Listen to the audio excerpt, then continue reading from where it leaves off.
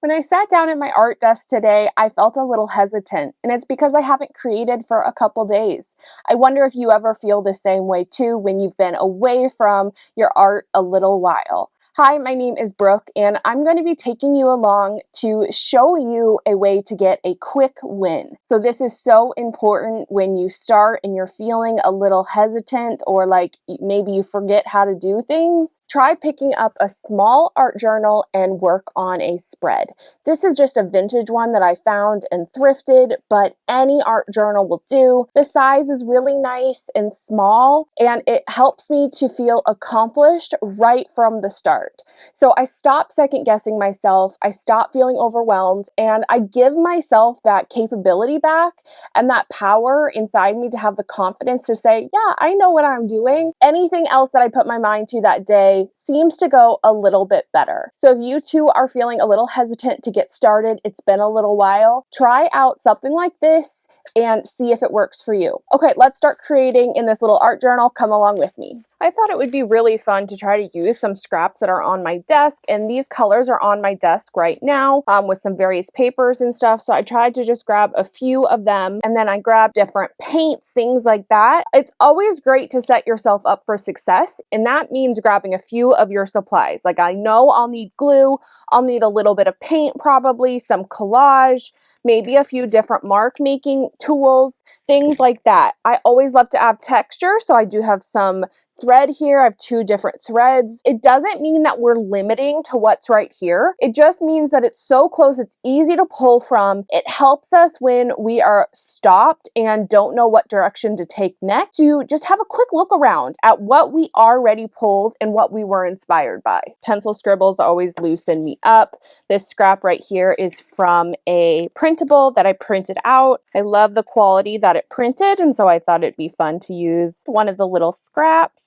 As we go, I'm going to try to make quick decisions, not overthinking things so much, and just get in there and start doing something. It's okay if it's not perfect. We can always keep adding and cover stuff up, but we can't start making corrections on things until we actually put stuff on the paper.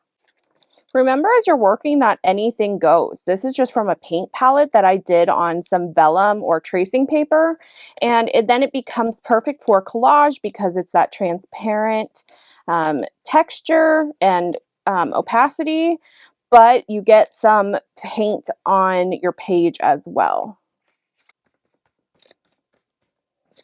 It's really good to get down first layers, even if they become completely covered in the end. It gives you a starting point and a direction to go.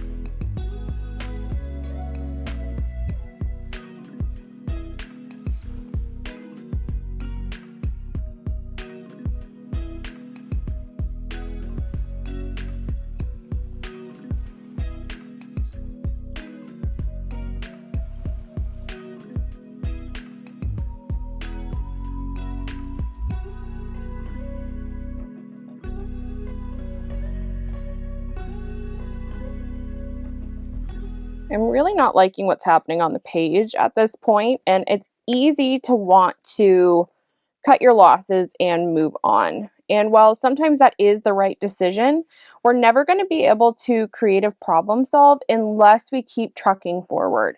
Keep trying different things, keep seeing what works and what doesn't work. And a lot of times you'll be able to get it to a place that you're at least somewhat happy with. And I think it's really important to keep building up those skills as we go along. And we have to keep in mind too that not every page that we do is going to be our favorite. Not every project that we work on is going to be the best one that we ever created. That's not possible. And so it's okay to have some that we're not as thrilled about. But if we can kind of try to keep working and get them to a place that we're okay with leaving them, I think it really builds up those skills, and it's an important thing to try to do.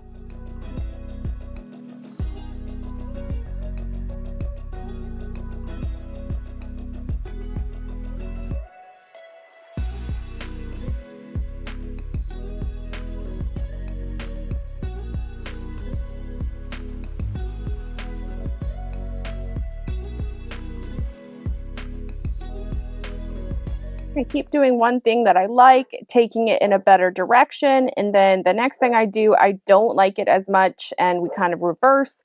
So it's this game of going forward and back a little bit, just trying to find a happy medium. I really wanted to put this acrylic ink directly on the page and then hit it with the spray bottle like I would when I'm not working in a journal, but these are more delicate pages, and I'm just worried about things going through, even if I try to be super duper careful. So I wetted my paintbrush and then I just kind of dipped it on the dropper thing to get some pigment out, and it's giving me some of those same grungy looks. I'm not necessarily getting the drips because I didn't spray. But I'm seeing if this is now going to maybe head more in the direction that I was thinking. I pulled that acrylic ink for a purpose. I thought it would be fun to kind of grunge it up next to that lighter teal color.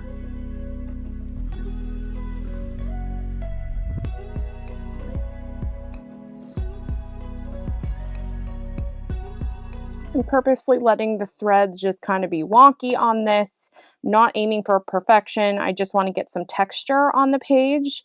And the fun thing to look at this spread now is that there were things in here that I did not like when I first put them down, elements that I really did not care for. But by continuing to be willing to cover stuff up, to add layers, that's where the interest is going to come in, because you can still see some of those things behind the other layers.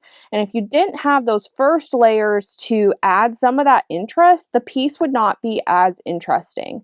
I always love looking at people's artwork and journal spreads and everything and not being able to tell all of the layers, like having to guess a little bit as to like what were the first steps that they took.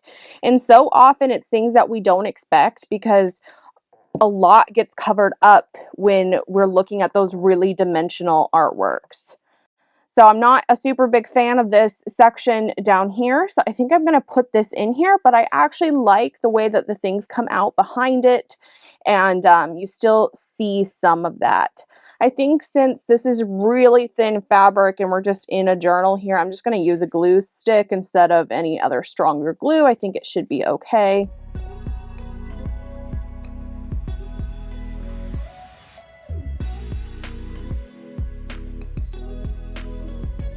I want to go overboard with these white marks, but since it was on the printable that I printed out already, I think it's fun to kind of raise that texture a little bit. So I did it over those spots, and then I'm also bringing it in a couple other places just to kind of carry your eye around the page. But I definitely have a tendency to overdo those because they're so fun to make that I kind of just keep going and keep going. I can honestly say that was not my favorite spread that I've ever created, but in the end, I'm okay with the results. I'm happy with them, actually. It proved to me and to myself that I was able to work through hard things. Not everything is perfect on the first go around, no matter how you see things edited in a video, no matter how you see your favorite artist portray their artwork on social media. We have to cut things out for time. It's not always a simple process, as simple as it looks. I hope this proved to you too that you can work on a little art journal spread, work through some of that hesitation, loosen up a little bit, and be able to have greater success in the rest of the artsy things that you do. Okay, that's all for now. I will see you next time. Have a good one.